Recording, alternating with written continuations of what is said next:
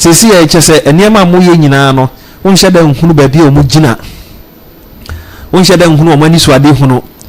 wonhye da nhunu ba bi o mu de o man no fa wonhye da nhunu ade kropotin a ekoso enyina mun kane ayam hihye da so free SHS ayam hihye da so ne ayakeka nyina nso ne yeni ayam hihye wo so okada na ebon krofo bebre na enyina ye tiemu amampani no akura sa abre no ono no ye ma edimra to so eno na ayam hihye da so eho asema aba oda ho ko transport sector ye tu mu ana branya akono yam hihye wo mo se ye ho ayam hihye no eno so asan be ton krofo so fuel ho ayam hihye dum so say no so ho ayam hihye wo ho ase be yi ase ye mampani mahama heni enam yi one brother say yes eburu be bakese a yenhwe ne fifiri gem baby a omampani John Dramani Mahama ye campaign ne nsamo no wo kan nyina na kire se oni baby papa bi odi Ghana fo ani kire fi se ne major policy a no wo kan wasem 24-hour economy ebesine se NDC samanyoku se ono omampani John Dramani Mahama wantimi ankyerem de besine se yete hayi even the first budget statement call parliament no yemi say ye ho say na sa 24-hour economy no ewu mu ana nya fe no so mo beti committee na afi omode ahwe kwan omode be fa so entin fitiase no na na ese Ghana fo hunu say omampani John Dramani Mahama ne mfia na ye dikan obedi Ghana so no de otie no saa na otie ebi kura na ne oba de be ye west nanso ye kan bia Ghana fo ntie enti me anya me nwanwa de ye huni anya me nwanwa fi se me de me hunu se ba oba no wono no ISS ka no ye de ama no enti ewo ho ne beba ne tirim se wonye bia no opa no aye no ade bo bia opa to so ma Ghana fo se ye ntua na ye nte ha na ye oye circle interchange bo be no de eje yen na na dodan kwa kufu ado poku ase de ebo be na ode eje yen enti me de ne omampani John Dramani Mahama no enye me nwanwa na Ghana fo na ebia yaso ye eden ebia sebe yaso ye eden ema yesankoto obama no fi se wantimi anche yen baabi ase Ghana fo to obama no a wode o man no ni buo eni be kire eni be si nne enti se wantimi anso daya ne nkyeremu no okofa afiri he enti me de Ghana fo ye huri enya me nwanwa ba akokora o esanse na ye hunu no ne campaign yonum asembe mpa na NDC fo ne omampani John Dramani Mahama His Excellency asembe mpa ena omka kire yen na ni dasoom na wehyimu ewum na kesi edina so eto obama no nanso omo de omo na ada asem ye akagu Ghana fo aso ma Ghana fo agitumu ekoto obama o enti meme de efitin de one omo show campaign no ase no omo anya sempa bia nka nkire Ghana fo ama Ghana fo ni daso bia no na hunu se Ghana fo to obama NDC a the national exchequer. Why do I say this? Take for example, the president has appointed Dr. Valerie Sawyer as senior presidential advisor in charge of government affairs. Her rank is a cabinet minister who doubles as a member of parliament. So her salary, her emolument, conditions of service, everything to do with her office is at the same rank as a cabinet minister who doubles as a member of parliament. The Speaker, he's appointed a presidential advisor on economy, appointed presidential advisor for 24-hour economy, presidential advisor in special aid to the president, presidential advisor on national anti-corruption program, presidential advisor on diaspora affairs. The Speaker, he goes on to appoint presidential advisor, presidential staffer, and special aid to the vice president, presidential staffer for Black Star Experience, and then presidential staffer for diaspora affairs. Mr. Speaker, then he goes ahead to appoint 5 policy advisors to the vice president. Mr. Speaker, he tells the country that he's appointed a minister in charge of agribusiness, And yet, he's appointed director at the presidency in charge of agriculture and agribusiness. My good friend Peter Buama Otukono. The speaker, he says he will not appoint deputy regional ministers. And he appoints 16 presidential staffers in charge of the 16 regions of our country. The speaker, I want to submit that these presidential staffers in charge of the 16 regions of our country, in essence, as it relates to the cost on the national exchequer, are in fact, indeed, and in substance, deputy ministers of state. The speaker, he then appoints, Mr. Speaker, listen carefully, please. The speaker, he then appoints one presidential advisor on media, 4 directors of communication at the office of the president, 5 deputy directors of communication, 2 communication specialists, 5 technical communication assistants, 1 media aide, 1 assistant media liaison officer, 1 communications consultant. I've done the mathematics and I want to submit.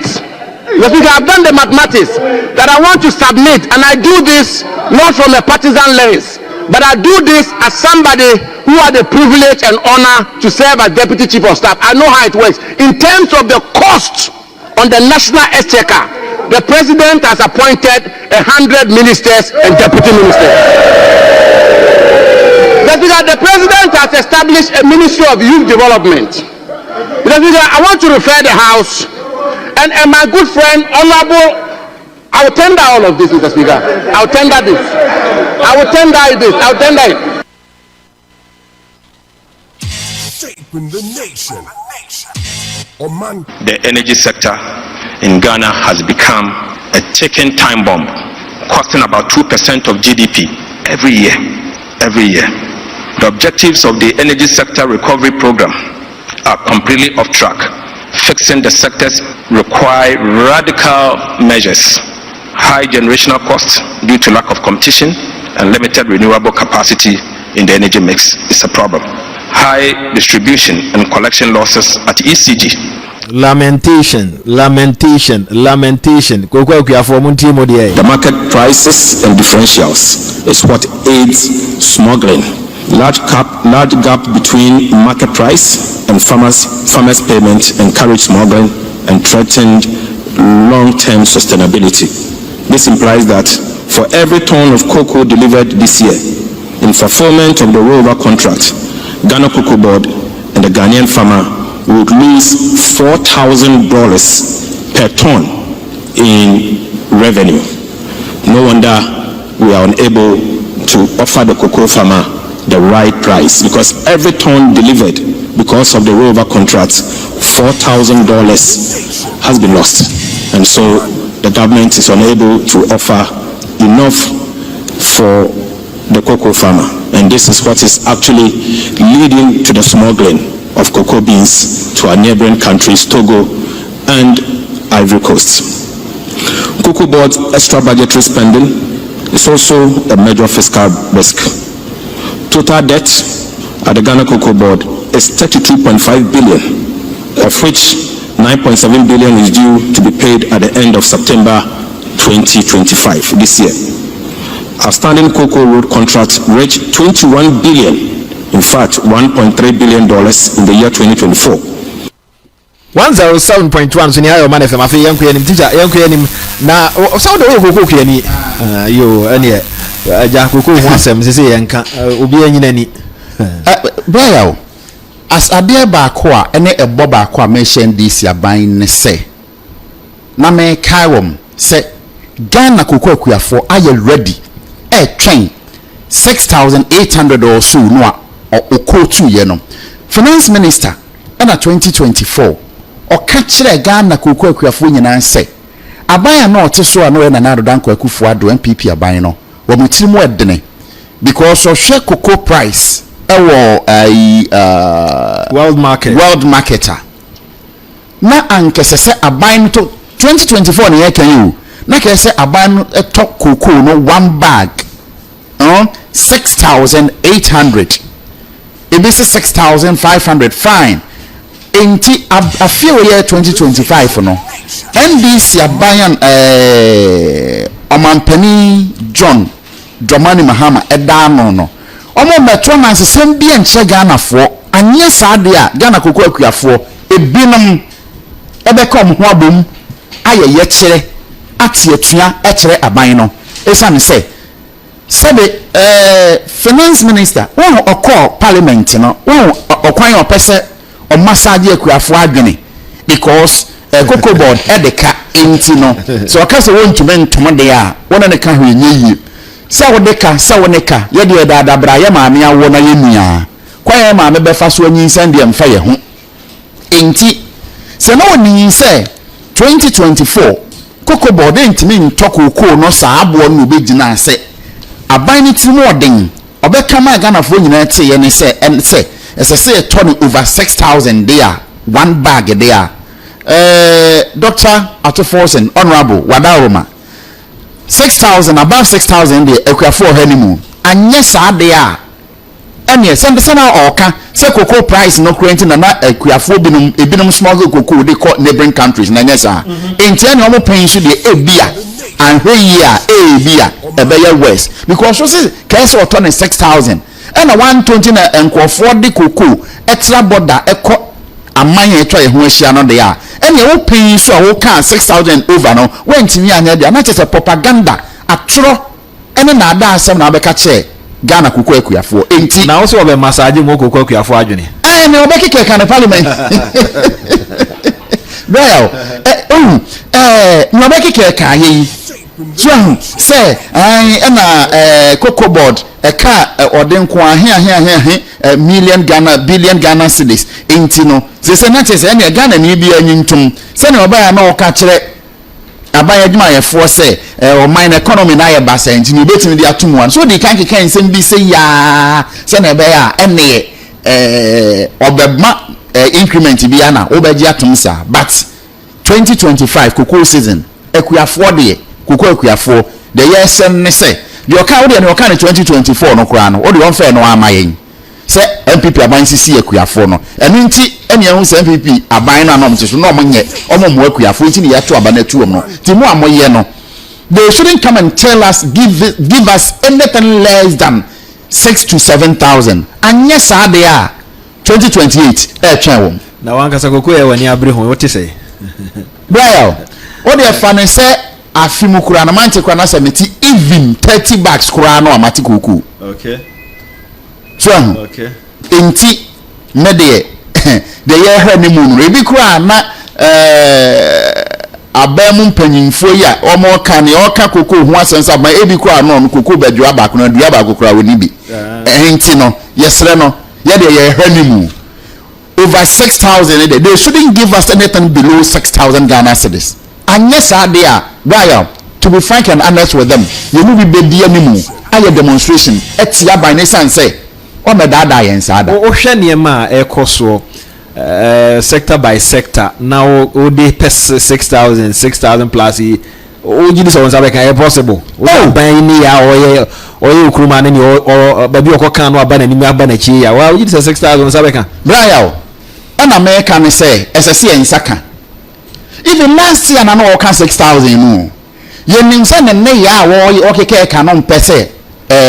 ode be maka oku akuafo no nanso ye kai no ono a wo de ye mpani ayi world market cocoa price na ye mpani afie kura 2025 no mbeto no wo de onfa last year de na no ka se ka ese no na NPP aban de makuafo no wo de onfa no makuafo no well mo ma ye nkokwa asa bia abraya honorable mo ma ye nkokwa asa bia makika bia nche kuafo and the cocoa farmers are not ready to listen to any folktale no ano pe ogo fo na bapa abraya o be won say eto da bi wo ha ho sebe o de ahoma eso obi hwinim na wo twe a ya yawo yes ya kwa ahoma kura ne ye te se hwinim nwin keka wo twe na bi ahoma hye obi ade bi ona wo ka enti no mampani John Dramani Mahama kai na Ghana fo ye nti o se edu abato brese ya enokro ho wonka na ade ntro kakra na ade fam enti se 2025 yi finance minister any cocoa board entimi entua kuafo 6,000 and above na they are ene na Ghana fo ne kokoo akuafo yemi se ho se to ye to aba ma NDC no na ene sen na chese na da ene omde be da akuafo ne Ghana fo nyina se ye nto aba no ema wo mu enti me de bra me se maka se 6000 above no omo anfa ma kokoo akuafo de a they should be ready for continuous demonstration against the government because akuafo will no more entertain sa and trono ne ye kan edu rase api bibia kan chomo da bi kokoo akuafo nyine sinsa sana wo hu no yes baya sana me hu no wo be jo be da ye mi ade enam wankasa galamse emi ade a mo pension am kofa ba ye besi sa be ya mo ma nkofo mo hye nkofo achi mo ye demonstration ne niamatia aban no ko he wo mo di galamse etu kokoo ni bebe agu na se etu kokoo ni bebe nwa so o parliament no o se aban ahwe kokoo no ye o ma mfa sika nwura kokoo no ne ade which was not true enti ye de yesre no 6,000 above what there so am I be kura no 6,000 no there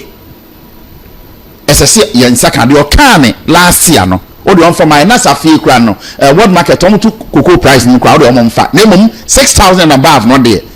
we should not be given less than 6,000 Ghana cedis and yes adia and na NDC sab amanyuko sab ban o mon kan kore ma mintu ya se o na ye kokoo kuani agana na wadaroma ye tu kokoo mu no na ye hwe ni mu se o mo atom kokoo de magalamsi fo na be kofom akofom baya akofem okay akofem hwe okomi krom bomso okotwe piase ene ye so ne mpatemu a me mpatemu na mde kan se baya so hwe se ne afie kokoo akuafo hwie anwea ye bitwa blocks we see that efie bia ye see that fufuru okay nanso na NDC abawo so no enti saawu enso NPP aban ba na do dan kwakufu ado ne NPP ba ye no bia afie bia hose ne na amese ayi omampani Mahama ne first 4 years no ba ye no okono na kokoo one bag no was around 570 something Ghana cedis enso NPP aban ba ye ansana na do dan kwakufu ado be fra konwa so no 3,100 Ghana cedis wo de look at the number of a year entumu a ode ye den ode baaye ni nyina chi no na yenim se enti bi no hwe wonim ukoye mpatamu ba obi wa na otwa kokoo saa bre no na omampani dada omampani Mahama was so first time no obi wa na otwa no kokoo edidua be because ohunu se ase kokoo no mani sika papa ne bi no nso ubon se ayi kokoo no ho no adua be e dia fase na nso kokoo no price no ebe multiply no afei enkofo nso hyate edua kokoo efa abeno ase we kire se na nka kokoo no ebe kwanimu dodo na aban no pe no ebe kwanimu enti enkofo hyase obi ani kokoo hyewura mu nyi ho hyase se wo do ho no maintain no na ye kama so ho enti kokoo price de boaye ene emoburu bebre ya hwe o hwe lore kwan so a omo anom to dog cheese no dodo sa na ehom sa abri ebinum ahu se kuyaye emfasom ento ma hyase no komikomo ni oni abebe bi a 5-4 acres no oni kokoo be 2-3 acres to beko wasini dansi mienu yensa no watim eye kokoo no enti kokoo no de braya aboa kwa hodo bebre so nti ye hwani mu somo ye o madwene se asemo a Dr. Atofosen eka che ye 2024 no somo ye so be ka bibi fufuo bi ade a ene they should wait omo ndo kokoo ebeko Ivory Coast any even Togo akoton no ena bedoson fi se o ma dada kokoo akuafo 107.1 so ni high Oman FM the bon krata enu nsem ena ye hwe na ja kokoo kuani teacher kokoo krata teacher ena ja mo ahun se na no aye den na ni abre aban so no se ekoyi woni botom afra se dem se jama udwiri pa udwiri ye emu ye de nti ye bompa ya ma se nyame be ya dum na niema nyina betumi akoyie ye bompa ya ma eja nyame ya dum na se koyie anaja aye kama they say there I am hihie e do manfo so menua se wo hwe eniema aban we ye se de anopa na meka no sector by sector nim de se teacher bia wo hunu se ba bi wo kwa ye nimu ada ho a wo de betoto budget ye ho kura na nka ye hwe animu se budget no betumi abokwan papa bia ma ye hunu se o eni da so ho a eniema no enkoyie abaya me ate ase se bosome miensa bia nyina monkane ano ye betum na ntumo no nso ebegina CD ene dollar no ensem om keka ye no ya yem hihye na yinim se aban ba na nka nyina monkane ani nsuo bo de ye ho ahan kakra ye ho asem eda ho wo de ba free SHS a eno nso ho asem eda ho o ma no ma wie ba ko na wie okay mi edu da suom okay report om de bro ye de ohia report no aduane no ho asem ba ya unim se free SHS say nanka ye wo buffer stock a mo supply enuane ko schools say say abana mo agya yi o ma headmasters no ska direct no ma dia ko di omudwa information na meme wo eno no okay and the information is reliable okay so say ma headmasters no ska na omode akodi dwa no so who say what kind so oba kai a o kan say ono de oba ma headmasters na sika no mo akodwom akodi omudwa so because computer placement na be yi enema bi anankofo ye e de pesika go mu botomu no afi ho especially head for no enti eso pe kwan foforo nso e de ma won ho enti report from the ba no e kire se aduane no enko yesa se de na NDC for opposition no mu dwo mo enum no enko yesa abraya I see. And they say the headmasters no na omno ko dwa so ko esa hon kwan but dentia me busa ho asem no na oba ho aduane no o se ko ye de o se ko ye na me ka se se ne na NDC kano no aduane no ebi wo ho omunya aduane didie na nso ente se de no mo kano no I see titie ya ne so aduane na minima akwala ba ko ba ye no so atia na mbusa ne se that be also as okada kwada o aduane ko se o se de anye o why piki me chiao and I'm saying yeah so president Kufuor mo body tree so yes mo body tree so on wa fe be ene nam yes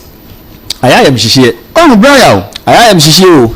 obi eni mo hwe no obi a oye regular listener ama oman FM morning show enimade ba ko fa ya mufa bo ache se okase be phone lines na ye kasafa kuku hu na be kasafa ba yire ho a onim se ya mufa bo be dan obeyi wa free so because okache say ye ka kuku hu asem on ka ba yire so hu obeyi wa free so na do be enim one thing na me ya no wan say Ghana fo an kai wa mampani John Dramani Mahama enfin na odi ye no ni odi ye fa mu a ebesim ne Ghana fo sanya papa mu gidie ekoto aba ema no so Ghana fo sankoto aba ema no se wo ma ye mampani anoma bi ni su osese ye hwe se nyina ti Ghana he ya ye hwe nkonya akon ehemfa na honorable de na oka sector by sector ben o ma ye ni daso mu o Ghana ha sector ben e na o ye campaign o ma ye ni daso mu e wo Ghana ha bra ya committee tie nko as say okada de e na draw then say no me kan no ebuza mo say asa wo so da ye amamu yi say na makotena chire na me nhede nhu se metena se na medwen ho a me nhede nhu na mame nkwa homa no so na me ne ora Emmanuel Ohene ye boa ya o General Secretary di Ghana Road Transport Coordinating Council eni nkomo kakra wonum no mo krum so ho motorbikes ene cars aye adwuma koba om de bi o mani tua se wo pe ba bi a obetumi aye research pa na wate okada no ase a age se okọ wonum e wo form adwadifo